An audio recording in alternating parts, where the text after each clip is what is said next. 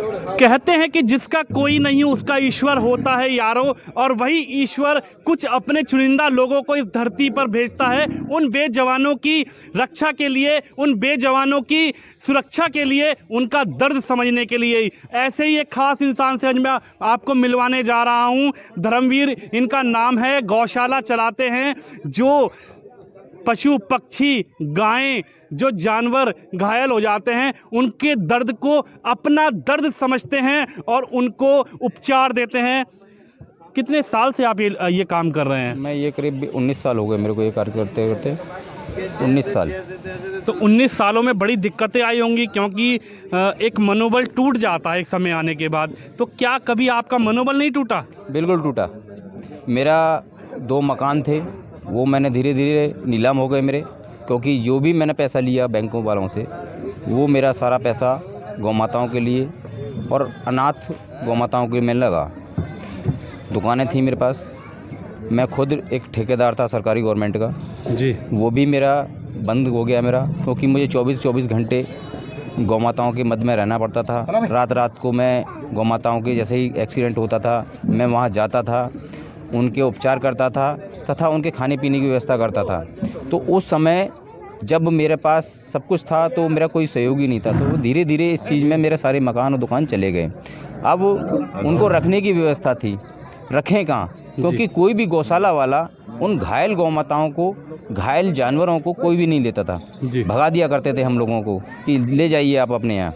तो फिर उस स्थिति में मैंने ये प्रॉपर्टी रेंट पर लेके अपनी गौशाला स्टार्ट करी 2014 में। 17 जून 2014 को मैंने स्टार्ट करी। उसके पश्चात लगातार आज तक 24 घंटे घर छोड़कर मैंने गौ सेवा जारी है मेरी। तो बीवी बच्चे कुछ कहते नहीं है कि हमेशा गौ सेवा में लगे रहते हो, हमारा भी ध्यान रखा करो? कुछ ऐसा घर होता यह है कि मैंने अक्सर देखा है कि घर परिवार की वजह से कुछ चीज़ें ऐसी होती हैं जो इंसान करना चाहता है, लेकिन कहीं ना कहीं आकर उसका मनोबल टूट जाता है। और घर परिवार ये कहता है कि मेरी तो आपको चिंता नहीं है, बच्चे कहते हैं पापा हमारी तो आपको चिंता नहीं है। तो कभी ऐसा भी वाक़या आया? जी बिल्कुल, ये वाक़या मेरे पास 10वीं बार आया कि जब मेरे फादर एक्सपायर हुए थे, तो उस समय में मेरे फादर दिल्ली में एक्सपायर हुए थे, तो उस समय में मेरे सामने वेदना थी कि गौ माता को छोड़ूं या फादर को देखूं जी। तो उस स्थिति में मात्र 2 घंटे के लिए मैं दिल्ली गया और दिल्ली से दाग लगा के तुरंत वापस आया। उस समय भी ये स्थिति थी कि मेरे पास उस समय 150 गौवंश थे जी, और ये आलम था कि गौवंशों की एक के बाद उस दिन लगातार 2 जनवरी को लगातार 2 जनवरी 2019 को लगातार गौवंश लगातार करीब 5-6 गौवंश आए। तो उनको दर्द को देखते हुए मैंने वहाँ से तुरंत आया लौट के मैं, और उनको देखा सबसे पहले मैंने। आज हमारे माध्यम से यदि मेयर को, यहाँ के आगरा के मेयर नवीन जैन जी को, या फिर उत्तर प्रदेश के मुख्यमंत्री योगी आदित्यनाथ जी को आप क्या कहना चाहते हैं?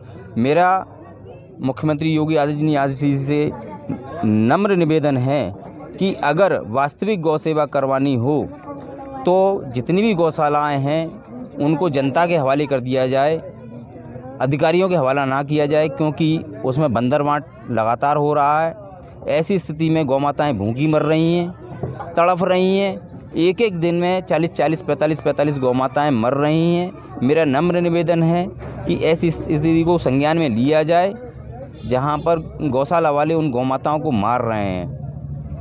गौशाला वाले उन गौ माता को मार रहे हैं। सच्चे सेवक के दिल से यही आवाज़ निकली है कि उत्तर प्रदेश की सरकार से कि यदि आप चाहते हैं, योगी आदित्यनाथ जी आप चाहते हैं कि गौ माता की सेवा होनी चाहिए, तो अधिकारियों को छोड़कर आप गौ माता की ठेकेदारी इन लोगों को दीजिए जो जनता से जुड़े हुए हैं, जो सच्चे दिल से समाज सेवा करना चाहते हैं, जो सच्चे दिल से इन बेजुबानों का दर्द समझते हैं। कैमरामैन रवि शर्मा के साथ मैं विनोद कुमार शर्मा, आगरा से।